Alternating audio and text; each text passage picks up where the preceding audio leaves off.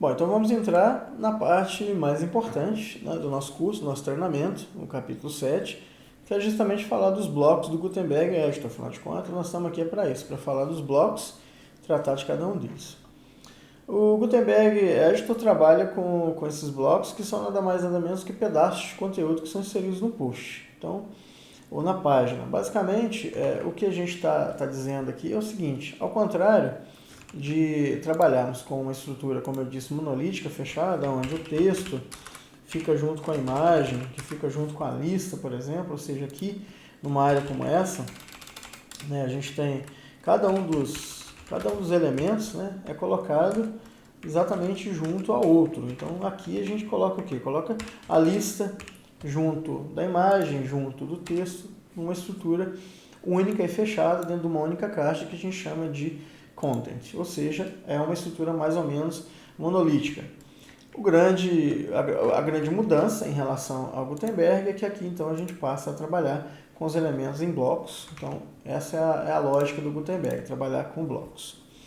Basicamente o Gutenberg vai ter aí uma série de tipos de blocos e nós vamos explorar cada um desses tipos de blocos dentro da interface. É importante que você entenda que a referência que eu estou dando, vamos até limpar um pouquinho a tela aqui, para vocês poderem entender o que eu estou dizendo. A referência que eu estou utilizando aqui na minha apresentação é a mesma referência que é utilizada aqui dentro. Então, se a gente for fazer a adição de um novo bloco, basicamente você vai clicar aqui no mais, esse mais fica aqui em cima e ele também pode ser adicionado por aqui, não faz a menor diferença. E aí a gente tem a organização então em famílias de blocos, que são divididas em mais utilizados, ou most used, inline elements, common blocks, ou elementos em linha e blocos mais comuns. A gente tem o formatting, ou formatação, a gente tem o layout elements, ou elementos de layout, a gente tem os widgets e a gente tem os embeds, que são os incorporados.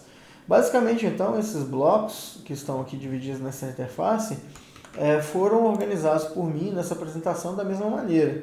Então, a gente vai trabalhar, a princípio, com os blocos mais comuns, parágrafo, lista, título, imagem, galeria, quote, que é citação, áudio, vídeo, imagem, cover, file, cada um deles eu vou apresentar.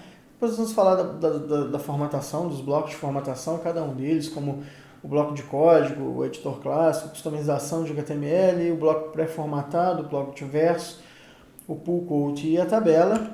Depois a gente vai falar um pouquinho dos blocos de layout, que são utilizados para organizar o layout dentro do post ou da página, botões, colunas, quando a gente coloca texto junto com imagem, o bloco more, o page break, né, para quebrar a página, o separador e o spacer.